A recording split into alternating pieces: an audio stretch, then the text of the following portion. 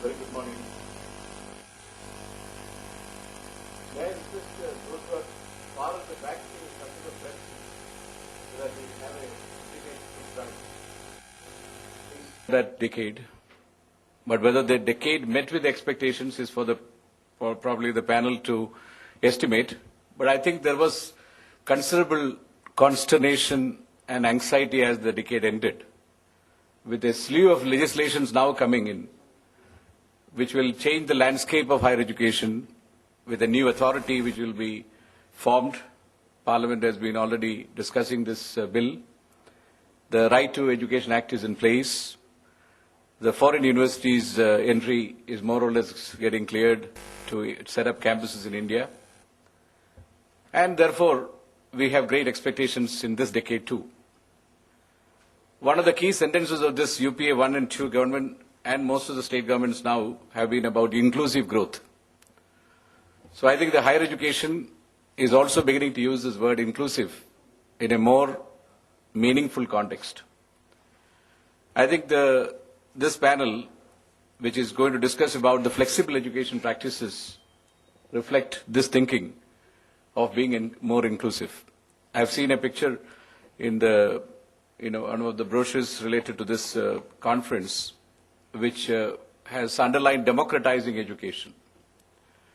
Technology has already democratized our access, whether it is Gutenberg or Google or the Wikipedia or all the sites which have come as a result of the Wikinomics have proved that access has really improved through technology, the web-based systems.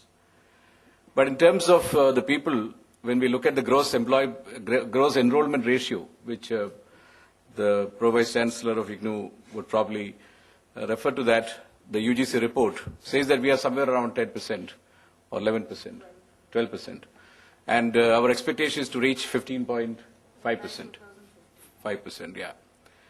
And we are also going to an economy, as per the recent Edelweiss report, which has been released by Pranabda recently, which says that we will be at $4.6 trillion economy by 2020.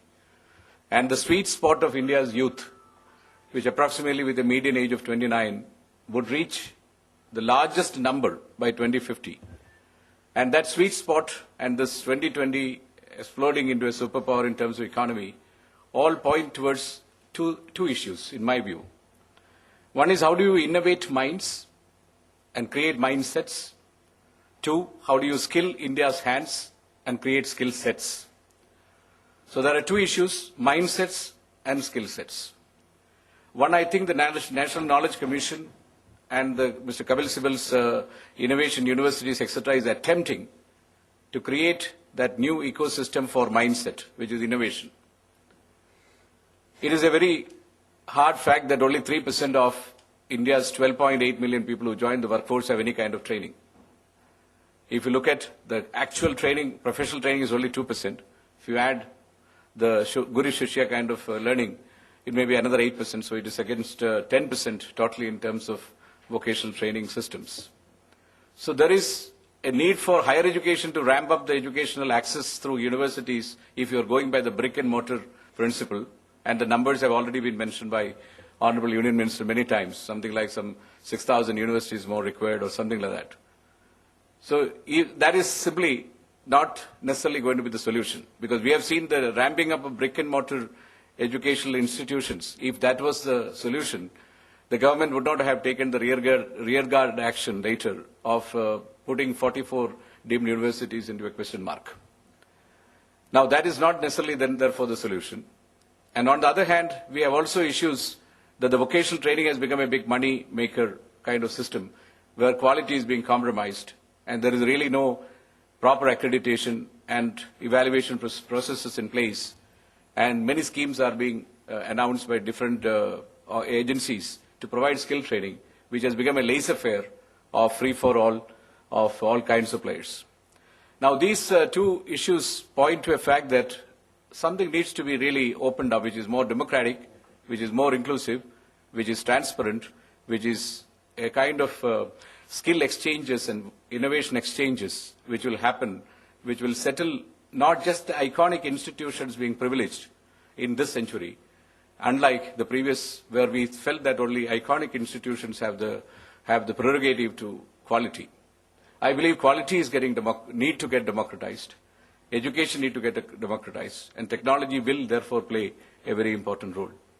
So the higher education of the brick and mortar variety, the e-learning and the new flexible, open distance, all kinds of new educational systems which are coming in, and the skill vocational tracks have some kind of a caste system which have been in India, unfortunately, and that has determined and defined how the lives and quality of lives of these people are going to be.